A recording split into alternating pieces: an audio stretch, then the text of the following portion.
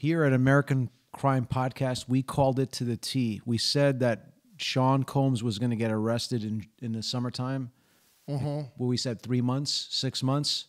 I don't remember the timeline. I know that you, listen, let's go back to what was going on at that moment, just to remind people, because most people remember this as of Sean Combs' homes were getting raided, multiple homes. Cassie filed a lawsuit, got settled. Another gentleman filed a lawsuit, got settled. You may remember his name. Ronnie and then, Jones. What was it? Ronnie Jones filed a lawsuit. And then we did a podcast. I know you were all over it because you were like, look, there's a grand jury being, what do they call it? There's an investigation. Convening. There's convening. They're interviewing people right now. He is going to get arrested. That's what you said. Yeah. It happened last night. Yeah, he was arrested today. He's in custody today. Today's date is September 17. We're at 4 o'clock Pacific Standard Time, 7 o'clock Eastern Standard Time. Sean Combs, a.k.a. P. Diddy, Puff Daddy, whatever you want to call him. Love, whatever. Don't care. He was arrested, and he's being charged with 3 counts of crimes that related to decades of pattern of physical and sexual violence against multiple victims, and his use of force, threats, and coercion. So he's being charged with 3 different types of counts. He's looking right now at, first one is sexual trafficking. The other one is kidnapping and RICO, R-I-C-O, Racketeering Enforcing Corruption Organization Act. So this is pretty much R. Kelly, like I said on the last podcast, Harvey Weinstein, Jeffrey Epstein with a touch of R. Kelly. I'm making a prediction right now. Okay. I say just the way I called it on him getting arrested. I called you, Tony. I said, let's get in the studio. Let's talk about it. By the way, I don't take pleasure in this. The only pleasure I get is I call it right. Just so we're clear, Sean Combs is innocent until proven guilty. These are just allegations. I'm a criminal defense attorney. But the writing was on the wall. I knew he was going to get arrested, and now he's being charged with 3 different things. He's looking at 20 to life. And they just took Sean Combs, billionaire rapper Sean Combs, into custody. Well, I mean, he was in the courtroom right when we walked in here to start recording. Yeah. And then you're getting live updates, which was that they did not allow him out of court on his own recognizance, pending trial. Instead, they took him into custody. Do you know why? Tell me. This guy has got what they call in Yiddish chutzpah, all right? He's got, Italians say, vegetables down there, family jewels, big family jewels. Meatballs? Big family meatballs. Because while even this was going on, it is alleged, he was calling up these people, telling them, trying to gaslight them and tell them whatever happened didn't happen, by the way. While this investigation is going on. So he was denying everything? Well, no, he was calling the victims up and telling them, hey, but remember those freak-offs that we had? It was consensual. You remember? You were into it. Why are you complaining? You were into it, and I was into it. So the issue is whether it was consensual or non-consensual sex that was going on.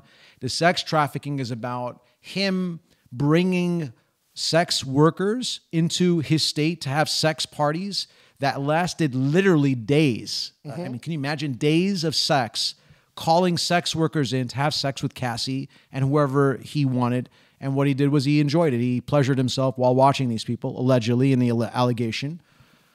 There was drugs there. There was GHB there, which was a date rape drug. It erases memory. When you say there was there, do you mean during the searches of all his houses? And also during the sex party. Yeah, they found him. They found the drugs. They found ketamine, ecstasy, guns. GHB, guns that were shaved off, which is suspect because illegal guns that he bought they were shaving off, which made him look like mafia. Shaved off what? The serial number? The serial numbers, because they were alleging that basically this is the RICO enterprise. He was acting as if he was an artist, but in reality, he was using the umbrella of bad boy. Okay, he was using that umbrella, posing as an artist to commit crimes. Yes, he was putting music out there, but he was only doing it, or predominantly doing it, through illegal means. In other words, he brought in artists to say, like Aubrey O'Day from Making the Band, she said she's going to be coming forward. She said that she was sexually molested and there was unconsensual sex and there was people forced to do a lot of unconsensual sex. So they've got 50 witnesses, Tony, 50 witnesses, personal assistants, executives, bodyguards, all have flipped like I predicted. All of them are flipping. They're getting deals. You're going to hear about it. And they're pointing to their former boss now and all of a sudden saying, coming to fruition and light, that all these years since the 90s, Sean Combs has been forcibly beating women, taking sexual advantage of them, and threatening them if they came forward, basically gaslighting them. That's why he was taken into custody. When did this all begin? What was the straw that broke the camel's back here? Because Cassie filed a lawsuit. Yeah. We all heard about it because it was in the news when he settled. How did law enforcement then go, we better go look over there? Wasn't there some court filing that was made public that he tried to keep secret?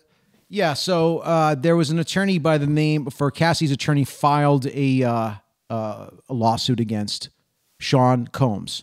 His name is Tyrone Blackburn. This is the attorney. He wrote a speaking civil lawsuit. What I mean by speaking, it's usually not listed. It's usually, I'm suing you because you violated me, legal terms. But what he did was he actually put facts in the case.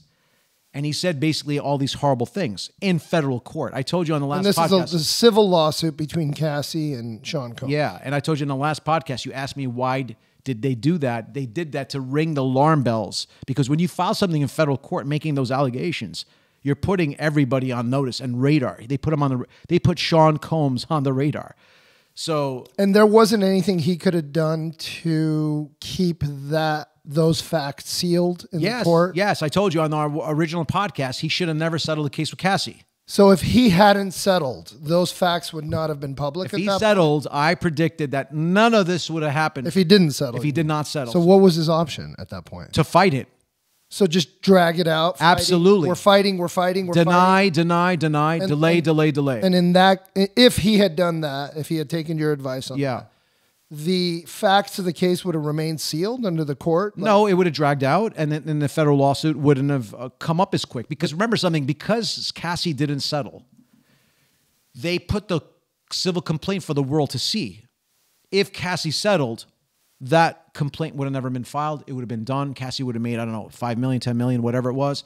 She would have went away, and then Sean Combs would have run a PR campaign saying, it was just settlement. It was not a big deal. Well, he did settle with her, though, right? Yeah, well, he did, but he should have dragged it a lot longer. Got it. So but he settled too fast. Once he settled it, all the shark saw the blood in the water. That's true. He should have dragged that out, and fought it a long way. Like it's not going to be easy. It's not going to be easy. Not easy money. Delay it, yeah. But I mean, even had he not settled, I'm trying to understand. Wouldn't the FBI and the law enforcement agencies have seen the facts? Maybe, because the dam might have broken at that point. And, the Century City Hotel viewing of him beating Cassie, maybe that would have come eventually. And maybe that's why they settled the case. I said at the last podcast, maybe the lawyer knew that Sean Combs paid 50 G's to hide that video. And he said, we got to settle this because if this comes out, it's not going to be good for you, Sean. Yeah. There's a lot of things we don't know about. But I think it was a mistake settling it because look what happened now. Everybody's slapping lawsuits on Sean Combs because of the Survivors Act in New York that says that you could go after me.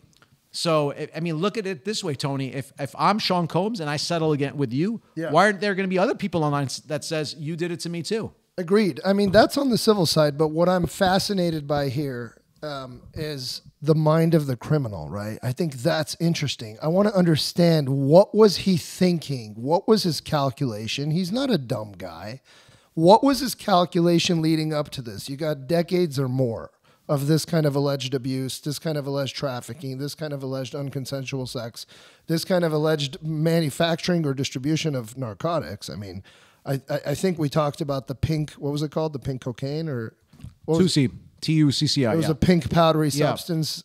All kinds of sort of like drugs associated with erotics and whatever else. But my question is, and I'm trying to understand, he thought this is all good. You're down with it. I'm down with it. We're having a freak off. These girls are down with it. These guys are down with it who we just brought over. Everybody's down with it, so we're all good. I think to ensure himself, he also secretly videotaped everything. So we know that's going to be in evidence. We're going to talk about that. Yep. That's going to be in evidence. So I guess he felt that's kind of leverage I have over these people. And was he just thinking, okay, we're just going to keep doing this and it's going to be fine. We're going to sort of like engage in this pattern of behavior and no one's upset. And then Cassie got upset. He settled that. But unbeknownst to him, I guess, like most criminal enterprises, at some point it unravels. I'm just trying to get into his psychology.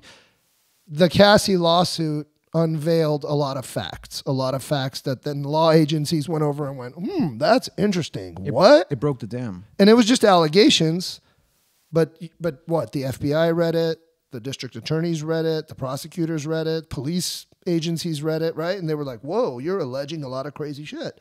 Why don't we go search his homes?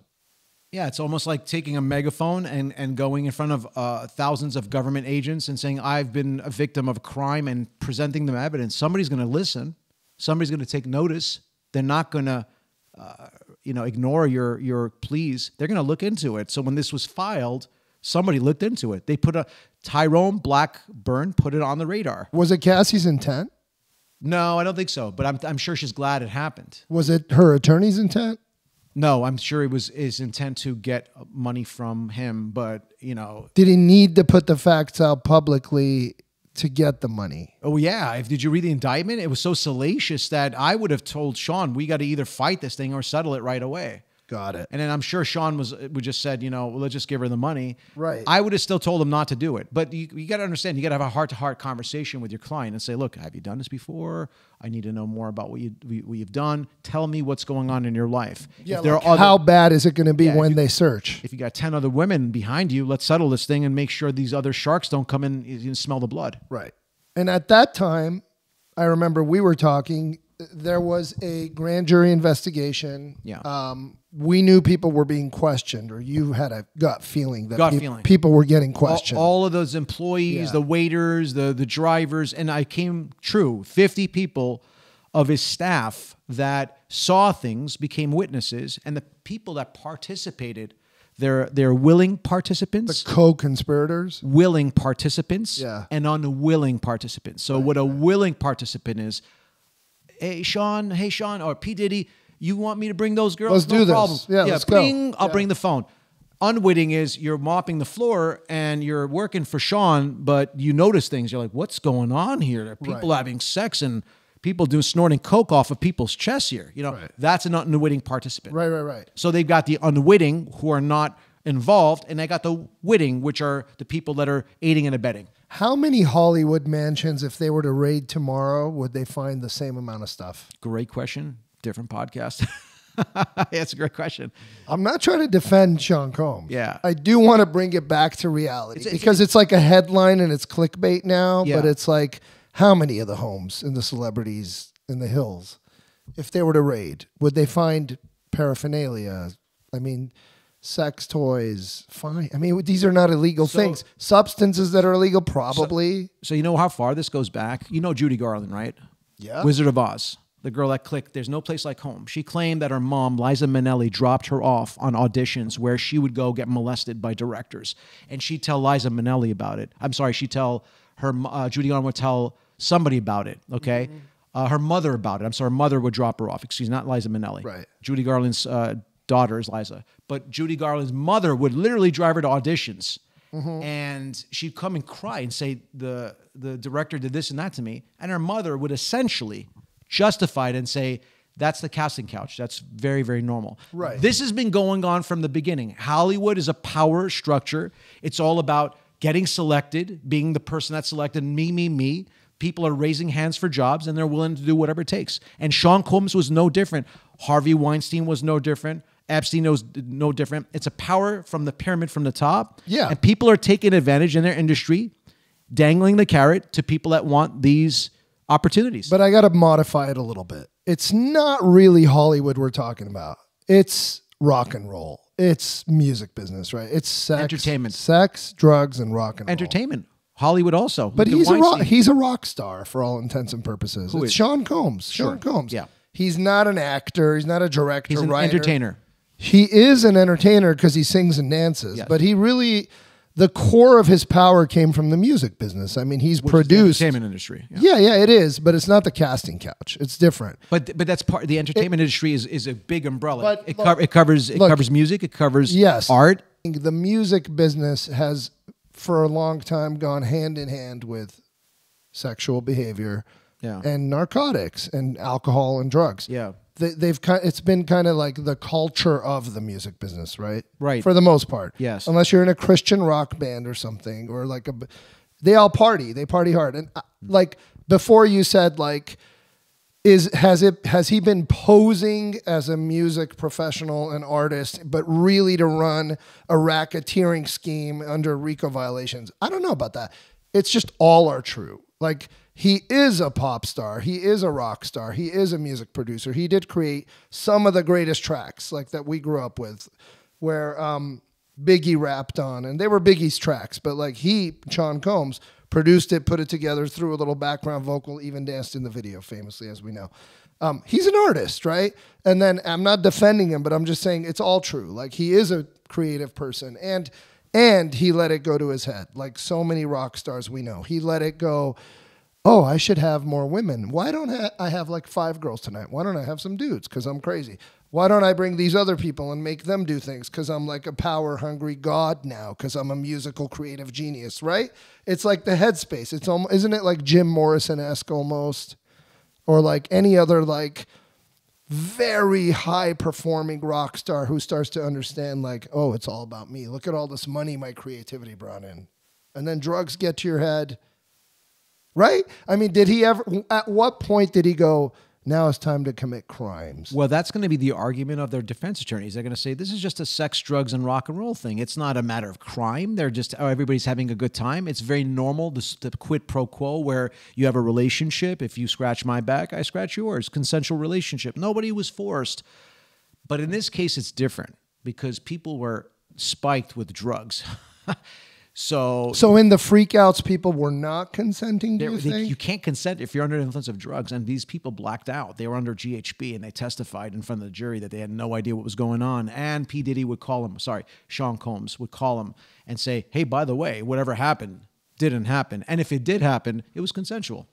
I mean, these are his famous freakouts we're all reading about now. Right. His freakout sessions. Which is on video. They have it on his phone. They have it on the computers from his house. They have it. They're going to play it for everybody. He was using it to blackmail people. He filmed it on purpose, right? Yeah. The Russians call it kompromat. Kompromat, yeah. Yeah. A big part of espionage work, right? Absolutely. To embarrass the crap out of you. Well, you think people are putting you in an amazing situation. Like, here's some very attractive people, right? And here's a room where you could be by yourself. Yeah. But you don't. It happened with Marion Barry. Remember smoking crack? They caught him smoking crack with a couple of people. Compromat. You know, right. they had him expose them. So these people who did these compromising sex acts all around him and with him. Yeah. Did they know they were getting filmed? I don't know the answer to that question, but I was surprised. Why would you let yourself get filmed? I mean, unless he literally pulled his phone out and was like, hey, this is just for me and the boys, like stuff like that. I think that might be the combination. They said they had devices on the indictment. I read the indictment. They have several devices with video, so several devices. So what several, could it be? Yeah. So for sure, cell phone. You got a security camera. That's another one. Maybe a video camera. Maybe hidden camera. And also, what's interesting is Sean Combs had lighting delivered to the rooms, like almost like a porn set. Got it. You know, where he had special lighting that he needed to have done. So it's still just really trying to steelman him, and it is so difficult because he's been indicted, arrested, and I'm sitting across from you, and I can see in your eyes, you know that he's going to be convicted, and I know you can't say that because he's innocent until proven guilty, but it is a freak out session. How many celebrities do these freak out sessions? How many of these rock stars get together with some drugs on the table, some girls, some are paid, some are there for free, for the fame, for the whatever, and they film it on a cell phone and they do freaky things? How many? Since the 80s, I'm sure it happened all the time. The problem is this. It's fine until somebody complains. You could do that all you want. You could do coke with your girls. You could have freak-offs for 3 days. If everybody's consenting, there's no crime. I mean, other than the drug distribution. Right. But there's no crime, you know? So if the Beatles were having groupies and having sex, Van Halen was doing the same, Led Zeppelin was doing the same, It's been going on since the beginning of rock and roll time. For sure. The difference is, in this situation, they're saying this particular artist was spiking our drinks with drugs and we didn't consent. If they said, we knew we were getting our drinks spiked, we had a good time, Sean Combs will be fine. But I would tell Sean Combs that you're stupid for having these kinds of parties because eventually you're going to set yourself up. Somebody's going to eventually say, I didn't consent. You spiked my drink. It's stupid to give people GHB. It's stupid to give people ketamine and ecstasy, even if they consent, because later on you could turn around and say, I didn't consent. It's your word against Sean Combs' word. Why are you killing the party, man? I'm sorry. Yeah. I mean, obviously, it's so crazy to think about the possibility here, as remote as it is. The possibility that he innocently was just partying with people just for a second. And he did like GHB, and they did like GHB because it's fucking it's an awesome party drug. I guess. I don't know. I haven't heard that about that particular substance. Is it more of a... It's not a party drug. It'll knock you out. Ecstasy, So is it really meant like almost like like to knock people out? That's my understanding. And erase their memory almost? I don't think it has any therapeutic use. I don't think it's prescribed. I'm not sure what's used for. I mean, I've heard of people taking it and going to clubs. It's a tranquilizer. It'll knock you out. Okay. But they are partying with it, right? Sometimes Sure. you do party with things that are like... I guess. Yeah, like...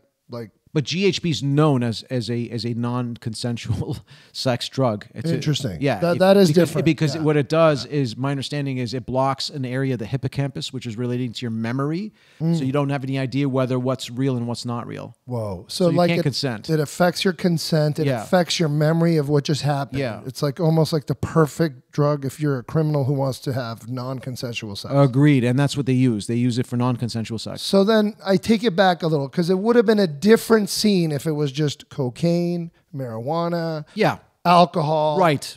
Everything that everybody parties with in the rock scene. Standard rock and roll party drugs. Yeah, standard cocaine, marijuana. But even in that scenario, right? If everybody's getting drugged, if one person 6 years later goes and says, "Dude, he drugged all of us, me and my girlfriends, and I wasn't down with it," right?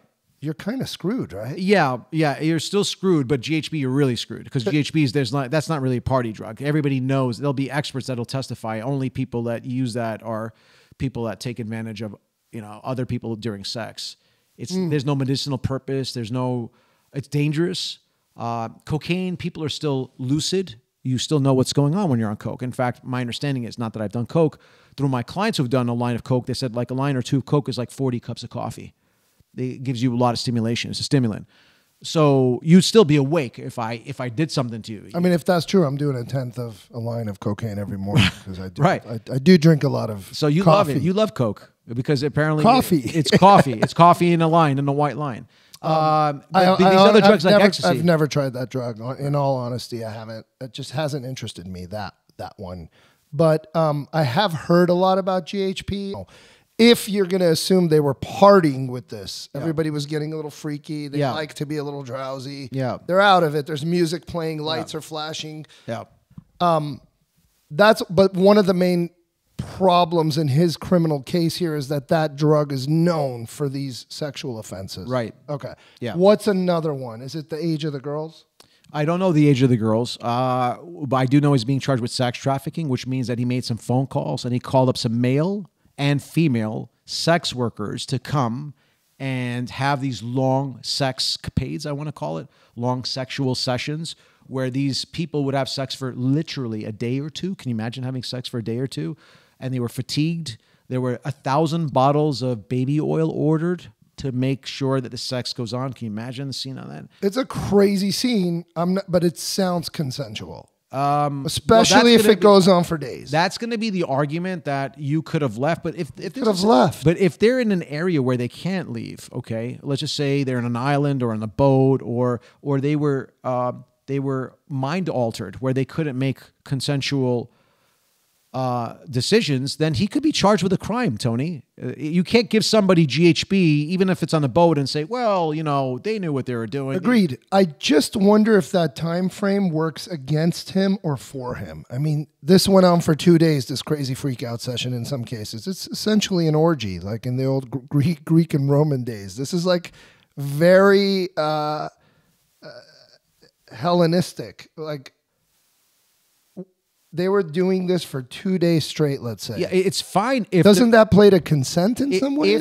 If the freak-offs were done through non-coercive, non-violent acts, yes. According to the AUSA, who was the Assistant United States Attorney, these were coercive and violent acts. And it says here that they would continue to engage in the freak-offs despite fatigue, despite physical and emotional exhaustion and pain. And supposedly during the freak-offs, Sean Combs made these females, they yelled at him, he punched him, he caused verbal and emotional abuse, he kicked them, he threw things at them during these freak-offs, he dragged the female victims, sometimes with their hair. That's the hotel video. No, these are the freak-offs. These are the actual freak-offs. Okay. And according to the video, according to the AUSA, the United States Attorney, there were at least a dozen witnesses that confirmed they personally saw Sean Combs' violence towards the women, including kicking them, injuring them, beating somebody's hand. And there was one incident that was actually proven, as you know, in 2016 when Sean Combs dragged Cassie through that hall. So that's going to be corroborated. They're going to use that to show the propensity of violence that is possible to corroborate it. They're not charging him for that because the statute ran out, but under the umbrella of RICO, so RICO means that you're committing crimes, they're going to say, you've been doing this crap for a long time. And look, you did in 2016, which verifies that all these girls, what they're saying has to be true because they're saying you did the same thing to them. Right. And it's definitely changing my outlook a little bit on these freak out parties when you're freak off. Yeah. I mean, it's going like, as we discuss this, I think we're starting to see a different picture of what these are. Like, he's beating, kicking them, dragging by their hair, coercing them verbally, brutally, physically, violently. Yes. On top of having drugged them. And also going to the hotels and paying them. Like in one instance, he paid $46,000 to cover the cost of this freak off that they did damage in a room. So he'd actually have money, cash, to basically whatever damage was done to pay the people off. And during these freak offs, after the freak offs were done, he'd basically tell everybody, by the way, if you say anything, your career is done. You're done. I will make sure you're blacklisted. I'm going to show you that video to everybody. And what incentive do you have to even report him? Wow. Because now you've done all these disgusting things. On camera. You don't want anybody to see it. You still want your career. Everyone else is in on it with you. This guy is super powerful because he has AR-15s that are sealed off. He walks with them. He makes Cassie walk with a gun around. He makes J-Lo walk with a gun around. Everybody knows he has guns. He has all these ammunition and things like that laying around the house. So what are you going to do if you're, a young star? Are you going to rock the boat and say, I'm going to report you? Or are you going to play ball? Wow. No, I mean, that is a scary scenario. Just put yourself in a 20-something, 30-something young girl. You're attracted to the business. You probably are a great singer, dancer yourself, or a writer. Here comes Sean Combs, your opportunity. The golden gates are open. Right. You go over there, you're like, oh man, this is kind of freaky. This freak off is getting a little insane, but you're kind of having a good time at first. Yeah. And then it gets crazier and crazier. Then you realize, man, I am on film with some very compromising evidence against me. He's threatening me now. Yeah. And then there's a layer of threat that's brutally violent in your face where people are getting beat physically. And you're like, I don't want any of that. There's guns. You said semi-automatic weapons with their serial numbers shaved off. Yeah, AR-15s. That's kind of scary. Very scary. How about a Molotov cocktail? Cassie said that he threw a cocktail inside her ex or friend's car in a convertible and it exploded. The car exploded. So real propensity for violence where you're like, man, like a gangster, this guy might come and actually kill me. Yeah. And then on top of that is this more subtle background intangible layer of your career, stardom, record deals, potential revenue streams, money. Right. Wow. And if you're a nobody, no offense to these girls, if you come from nothing, right? Yeah. And you meet Sean Combs, who's a billionaire, who's going to give you the only shot that you have in your entire life to be famous, to have money, to have a career, are you going to rock the boat? Are you going to report him because you had sex with him 2 days ago for 2 hours? You're a little fatigued? Or do you look the other way and say, you know what happened, happened. I want to go forward in my career with Sean Combs. I think you're in a tough spot as one of these girls. Yes. And one of these guys who are involved in some way, who are sort of underlings that work for him. Because I guess it's always really difficult to be the first whistleblower, because you're waiting to see, does anybody else step forward, or am I going to be the kook that's going to get Molotov cocktailed tonight? Right. Whose brakes are going to get cut and my car is going to slam into a tree and no one's going to know why. I think they're all afraid of that. And it doesn't sound like many of them did come forward. I mean, Cassie kind of came forward in that she filed a civil lawsuit against him. Would you call that coming forward? Yes. She didn't go to the authorities. Well, she didn't after the lawsuit was served. I told you on the podcast, you said, is Cassie going to be a witness? I said, absolutely. Well, they forced her to be at that Maybe point. not. Maybe she went happily. Maybe she skipped to the federal office and Could said, be, I'd love to tell you. Right. But she kind of got money out of him smartly maybe before this all went down. Well, yeah, but that's why I said that Sean Combs shouldn't have paid Cassie, because if he didn't pay Cassie and the criminal case got filed, then he can make an allegation that Cassie's contentions against him are strictly based on the bias of getting the money from the civil lawsuit. But now that the civil lawsuit was settled and he paid it, he can't make that argument anymore. Can't he say that it's still false allegations? I just paid him to go away? Yeah, but it's not as strong. If he keeps fighting the allegations, you're like, look, she filed a lawsuit. I'm fighting it. It's a money grab. It's stronger. It's a much stronger argument. I'm not admitting to crap. Yeah. She's lying about me. Yeah. But now that he paid her out, now the federal government is saying, why'd you pay her out if you didn't do it? Right. You know what I'm saying? They're watching you. Do we know how much he paid? I think it was 10 mil. I think it was 10 million. Does she get to keep it? Of course. So that's fair money that goes to I think her. it's even tax-free because it's compensation. I don't think she gets taxed on it. And now all of his money from Bad Boy is going to get confiscated and go away. It's going to dry up and shrivel away. That organization is going to go bankrupt, but she got 10 mil out of it before that happened. And everybody else is going to be in line to sue him. What's going to happen is There's not going to be money there. Watch this podcast a year from now. This is what's going to happen to him. He's going to be as broke as Harvey Weinstein, as broke as R. Kelly, as broke as Jeffrey Epstein. He's going to have no money to his name. Remember Suge Knight? Remember Death Row Records? Yeah, good luck going. He had $100 million. Bad Boy, more. He's going to have nothing. He's done. And what's going to be interesting well, the government will take that money, right? Yeah, they actually put a forfeiture. So they already got his house. They got everything. He had $1 million in cash that he was walking around. So if you're around. the second girl behind Cassie and now you show up and say, where's my 10 mil? You're not getting anything. You have to get on a list of lying creditors that are probably suing him right now. Would the government have like a fund for victim restitution? Yes. They'll freeze everything, sell everything, and then they'll, like Bernie Madoff when he stole money from the victims, they'll distribute the assets equitably amongst all the victims. Wow. But he's done, and he's going to lose all his money. He had $1 million in cash that he's walking around. They forfeited that. What's going to be interesting is what is King Combs and Chris Combs going to do? His two sons. Yeah. No offense, I don't think these guys have college degrees. I think they've been living off the hog, high in the hog for a while with his dad. What are they going to do? And they might be charged too, by the way. Well, Chris and King, because if I were the federal government, you know what I would do? You don't want to hear the nail in the coffin? Do you want to hear the Mike Tyson knockout blow to Sean Combs? I'd sit down with Sean Combs' attorney and say, listen, if he doesn't take 20 years, we're charging King and we're charging Chris. Only you watch Sean Combs flip and say, I'm going to take a deal in a heartbeat. And you think they would offer him as low as 20 years, given everything we talked about? Well, no, I think they're going to give him yes, they would give him 20 years because R. Kelly got 20. Wow. Yeah, R. Kelly got 20. It's the same thing. And the Homeland Security investigated R. Kelly. This is also Homeland Security. The analogy is they're both sex trafficking cases for girls. And if you want R. Kelly, if you match it, it's 20 years on him. Why would Sean Combs get less? Weren't there other crimes here? Not Yes. only like Kidnapping. Kidnapping, narcotics, violence. RICO, that's it, 3. Was there gun charges? No. Yes. There's going to be what I believe. Isn't it different than R. Kelly? Yeah. He has guns. A little more escalated? Much more escalated. Okay. I hate That's this. why 20 seems a little minimal. Actually, this sounds terrible to say. R. Kelly was Coca-Cola Light, Diet Coke next to this case. This is like Coke with extra sugar. This is a strong case. Yeah.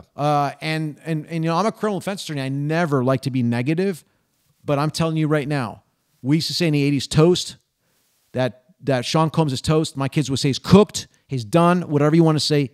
He's going to be going to prison, guaranteed. I will stop this podcast and I will not do this podcast anymore if he doesn't get time, because he's getting time. He's going to get 20 years minimum. In fact, he's looking at life in prison. Let me repeat, life. Could it be like he gets 20 for this offense, 20 for that, but then they run concurrently, so he's in there for 80 years or something? No, the concurrent means at the same time. Consecutive means... Consecutive. Yeah. No, they're not going to do that. They're not going to do that. Why not? Because it's excessive. There's federal sentencing guidelines, and it has to be fair, and the judge would absolutely lower that time. It doesn't make any sense. Look, if he committed a crime, I have a question for you. Let's just say he's guilty. Don't you think 20 years is a long time for, to give somebody for these charges? 20 years. Yeah, I mean, that's like a murder case, right? Is it? I mean, you hear life in prison for murder. No, it's 20 to life in murder. You could get paroled after 18 years, 20 years. So he didn't kill anybody. He ruined people's lives. He should get something tantamount to a murder charge, but not more. I don't think he should do more time than murder. I got you. I don't think that's fair. I think he should go for 20 years. I think 20 years is the right number. Interesting. Yeah. That's interesting. I think a lot of people would hear a lot of these charges: kidnapping, drug trafficking, sex trafficking, potentially underage. Yeah. And think life in prison. Yeah. But yeah, you're right. We throw these numbers around without really thinking about the impact on somebody sitting in that cell, being incarcerated, being cut off from the world for a year, 2, 3, 5, 10, 20. You're right. It's a lot. He'd be what, 70 years old at that point? If he makes it, I have a prediction that he might not make it in prison. They might kill him because everybody in prison knows that he beat the crap out of Cassie. And as a criminal offense attorney, I will tell you, there is a rule. Prison yard rules. Ethics. There's prison ethics. Yeah. And the first thing they look for are child molesters and people that commit crimes against sex crimes, okay? Against women. Against women. That beating a woman. Beating a woman. The second he gets there, he has a green light on him from the day he goes to prison. They're going to try to hurt him and kill him. In fact, Suge Knight said it also on a podcast. He said he's got his life. He's already got a green light on him. So all the prisons all across the country. A lot of the prisoners who are tough guys, you would think, they kind of take it really badly when somebody abuses a woman. Absolutely. Or beats up a girl or a child. Yes. Worse. There'll be one lone wolf in there, 1 in a million. Of course, there'll be at least one that'll say, you know what, the guy might have committed a fraud. Who's going to kill you? The guy might have committed some sort of theft. He didn't hurt any children. That's where they draw the line. Prisoners draw the line when you hurt children and you hurt women, you're going to get beat up or killed. So he's got a serious problem on his hands. The fact that he's in there right now, they probably put him under protective custody because number one is a celebrity. And number two, they know that people are going to try to kill him. Yeah. And they don't want another Jeffrey Epstein on their hand. They don't want a suicide. And then where they ask, did Sean Combs commit suicide? Was he killed? We don't know. Look what happened to Whitey Bulger. What happened the day he was transferred to prison? What happened? I don't know. They beat him to death.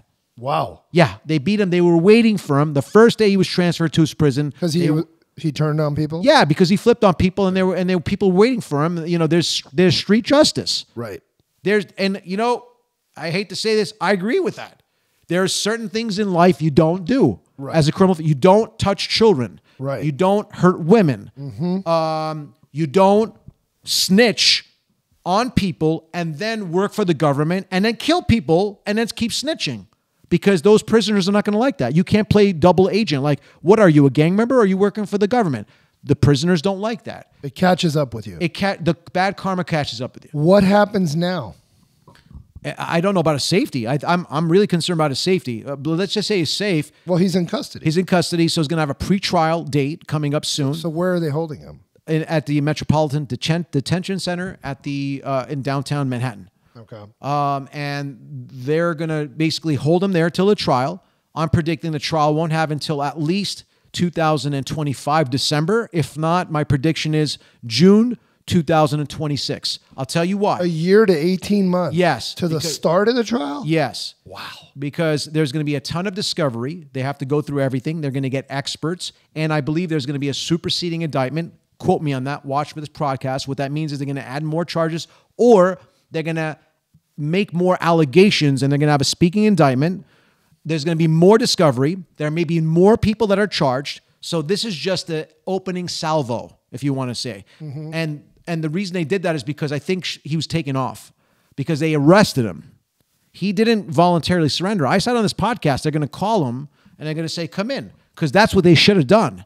It's very rare for a high-powered movie star rapper to be arrested because they're not going to go anywhere. You make a call, have Sean come, but they arrested him. Why did they arrest him? I believe they arrested him because they thought that he knew The arrest was going to come down. The guy's got $1 million in cash. He could easily get fake passports. He's got guns. He's got his private plane. He could go to Belize. He could go to Argentina. And then from there, he could make an argument that they're after me. These people are coming after me. I'm fighting from here. You know, I didn't do this. You gotta love me. You gotta believe me. He could have done that. He has the resources. It says it right here on the reason why they want to detain him. They're saying that he has the ability to gather millions of dollars in cash and just take off. And he would do that. And the reason why I think he would do that is because during this investigation, this guy had the chutzpah, as they say in Yiddish, to call all the people that are being interviewed by the government and say, hey, man, you know, whatever happened between us, man, you know, we're cool, man. You know how that's it. He was talking like that to the witnesses. He was calling them and saying, we're cool. Whatever happened didn't happen. He was gaslighting them. So they said, why would we trust this person? We can't trust this person. This guy's too dangerous. He's violent. He gaslights people. He's got AK-47s. He's got the ability to take off. And where could he go where he wouldn't be extradited? Argentina. He could go to Argentina. Won't extradite. Russia. He could go to Turkmenistan. He could go to any non-NATO country. Pick it. Wow. Yeah. That's interesting. I mean, look at Edward Snowden. He went straight to Russia. They kept him there. He could go to Georgia. He could go to any of the Soviet blocs. Armenia? Maybe. I think they'll extradite you. I'm not sure. I'm not sure about Armenia. I think it might. I think now that Armenia is working with the U.S. to try to become closer and friendly and more warm with the country. And the EU as well. And the EU. So now recently Armenia has been actually, but in the past, no. But Russia for sure not. Anybody that's an enemy of America, that's where you want to go. Venezuela, Ecuador, these Central American countries that are fighting with us. Somewhere, Belize maybe. He must have looked at this, and he must. Of course, he did. He must have envisioned himself in Moscow and what that might have looked like. I don't think Moscow. I think he's probably thinking like Central America, South America, possibly. Yeah, Argentina is not so bad. I mean, if I was looking at life, maybe I would do that too. I don't know. I mean, what he would have done is, knowing him, he's such a liar. Because after that video, he only admitted it after the video. Before that, he was like, I would never do that. Remember that? I would never do that. And the video came out. He's like, I was in a dark place. Yeah, yeah. He constantly makes up stories. He's a master manipulator. And can I go on the record and say I've never liked Sean Combs? I think he's a bad apple. Think he comes from a bad apple. His dad was a bad apple. Marvin Combs, who was the driver of Frank Lucas, the worst Chicago mobster of all time. Sean Combs' dad watched people get burnt alive. Whoa. Okay? Go watch the movie The American Gangster. That's Sean Combs' dad. The fruit doesn't fall far from the tree. This guy was never good to begin with. I don't know why. You go back to his college record. College people were saying he was doing these shenanigans, these sexual things from the get-go. Losing his temper. By the way, there's a reason they call him P. Diddy. He's got a temper problem. P. Diddy's Puff Daddy. Why was it Puff Daddy? Because he always puffed, a huff and puff. He changed it to P. Diddy because he didn't like that. It reminded him of what his mom used to call him. This guy's got an anger problem. He's got a violence problem. He's got honesty, truth problems. This guy's just a corrupt person. Now, is he an amazing artist? Yes. And the question becomes, and the question becomes, can you enjoy art and hate the artist? That's a different podcast we can talk about. Yes, you can. Okay. And look, he did adopt the name Puff Daddy on his own. I mean, for many years, that was his stage name and his label name. And his mom called him. He turned it into P. Diddy because a lot of artists changed their name to get a reboot. It's like a marketing branding. Prince did that also, but one of the reasons was because he was getting to him that people were saying that it was a part of his temper. Perhaps, maybe. But listen, I hear what you're saying. It is dark clouds on top of Sean Combs. Tony, I've been doing this for a long time, almost a quarter century. I see certain kids that are past the point of no return. Yeah. There's some people that could be redeemed, rehabilitated. Some people that can't. I believe, this is my opinion, based on watching Sean Combs since the 90s, that his behavior has been so progressive and has been escalating since he was a child, that he doesn't understand the difference between right or wrong, that he just does what he wants to do, because I believe he has narcissistic personality disorder. If you look at the DSM, the psychological manual, you'll see he has a grandiose feeling of oneself. He believes the world revolves on himself. He has no empathy. He will do whatever it takes, including manipulation. Look at the factors of narcissistic personality. Right. Again, I'm not a psychologist, but somebody that has narcissistic personality disorder cannot understand that what he's doing is hurting people. And by the way, after this crap happened, Sean Combs was on TMZ walking around studios, wanting to be seen while this is going on, saying hello to people. Why was he doing that? Let me ask you that. Why do you think he was just exposing himself, saying hello to people? Who the hell would do that other than a narcissist that wants to be seen? So this guy's going down. Goodbye, Sean Combs. Good knowing you. Good riddance. Will he ever be free again before the sentence? Yeah, we'll see him when he's Bill Cosby's age. He might look like Bill Cosby in too. 20 to 30 years, Yeah. I think. That's your prediction. Yes, we'll see him in 20 years when he comes out. Now, the trial will be in a year to 18 months, you think. Yes. Would they televise it? No, they can't televise it in federal court. They only could have those sketch artists, and it's going to suck. But there's So it's not an OJ situation at all. It's not an OJ situation, but there will be a sea of reporters, and you will see X, formerly Twitter. There'll be a lot of, what do they call it now? Like transcribing live. Yes, live streaming transcriptions. from court. Yeah. Sean said this. Yes. The witness said that. Yes, yes, yes. And they'll be in front of the courthouse, yes. And there'll be people basically saying what they see. All right, update us at that point. I will.